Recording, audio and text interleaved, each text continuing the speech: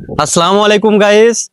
আজকে মূলত আকাশের অবস্থাটা খুবই খারাপ। আপনার ইতিমধ্যে আমার পিছনের সাইডে কিন্তু দেখতে পাচ্ছেন যে আকাশের যে অবস্থা, এতে কিন্তু অনেক কৃষকের মাথায় মূলত হাত। কারণ আপনাদেরকে বলি, অনেকে আছে আজকের দিনটা মানে সকাল থেকে খুবই সুন্দর দিনটা যাচ্ছিল, তো হঠাৎ কিছুক্ষণ আগে থেকে প্রচুর পরিমাণে কিন্তু মেঘ হয়েছে এবং টিপটাপ বৃষ্টির ফোঁটাগুলো পড়ছে। তো এটার জন্য কি অনেকে কিন্তু অনেক কিছু টেনশনে আছে। তো জানি না কি হবে, আপনারা অবশ্যই দেখতে পাচ্ছেন যে আকাশের কি অবস্থা। আর প্রচুর পরিমাণে বাতাস হচ্ছে, যার কারণে কথা বলছি অনেক জোরে জোরে, তারপরে হয়তো একটু সাউন্ডের সমস্যা হইতে পারে।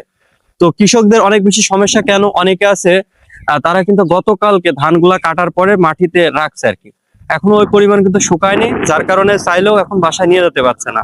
তো জানি না কোন পরিবেশে যাবে, যে কোনো মুহূর্তে হয়তো বৃষ্টি নামতে পারে এবং কৃষকের অনেক বেশি সমস্যায় পড়তে পারে।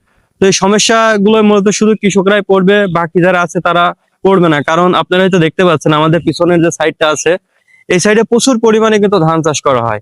আপনাদের আগে বলেছিলাম যে আমাদের এখানে কয়েকশো বিঘা কিন্তু ধানের চাষ করা হয়। তো আমাদের আশেপাশে ছাড়াও ওই পাশে মানে আমরা যেখানে প্রতিনিয়ত লাইভ করি, ওর পাশেও কিন্তু একটা জায়গা আছে, তো সেখানেও মূলত প্রচুর পরিমাণে কিন্তু ধান, সেটা ক্যানালের ওই পাশে। তো এখন যে জায়গাটা আছে, এই জায়গাটার নাম হচ্ছে মূলত ভাগার মাথা। তো ভাগার মাথার এই এরিয়াতে বিভিন্ন মানুষ কিন্তু এখানে ধান চাষ করে, আপনারা ইতিমধ্যে দেখতে পাচ্ছেন। আর এই জায়গাটাতে কিন্তু কখনোই আমাদের যে ক্যানালের পানিটা এখানে কিন্তু আসে না। তো যার কারণে কি হয়, এখানে কিন্তু একটা মেশিন দ্বারা পানি উঠানো হয়। সেটা কিসের, বিদ্যুৎ চালিত একটা মোটর আছে, তো মোটরের দ্বারা পানিগুলো উঠানো হয়। উঠানোর পরে মূলত এই ধানগুলাতে সেচ কাজে ব্যবহার করা হয়। আপনার ইতিমধ্যে কিন্তু আমার পিছনের সাইড গুলাতে দেখতে পাচ্ছেন যে কি অবস্থা। তো সব মিলিয়ে আজকের আকাশের অবস্থাটা খুবই খারাপ, যে কোনো মুহূর্তে হয়তো সমস্যা হইতে পারে। কারণ আকাশের যে অবস্থা, হয়তো বৃষ্টি নামতে পারে, কম বেশি যতটুকুই হোক হবে অবশ্যই।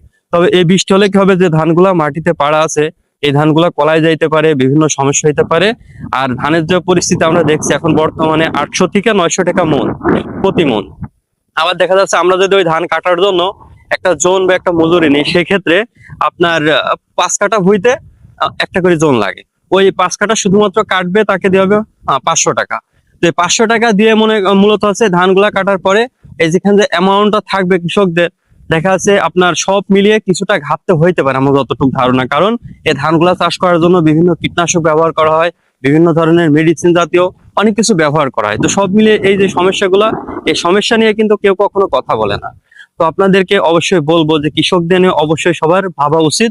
তো আপনার ইতিমধ্যে দেখছেন যে আকাশের অবস্থাটা আসলে একটু চেঞ্জ হয়েছে, কারণ এই সাইডের যে মেঘটা ছিল প্রচুর পরিমাণে অন্ধকার হয়ে আসছিল, তো এখন মোটামুটি এই পাশটা কি হচ্ছে, আস্তে আস্তে ক্লিয়ার হয়ে যাচ্ছে। তার মানে মেঘটা কেটে গেছে, হয়তোবা পানি হবে না, শুধুমাত্র যে পরিমাণ বাতাস দেখতে পাচ্ছেন এই বাতাসটা হয়তো হইতে পারে।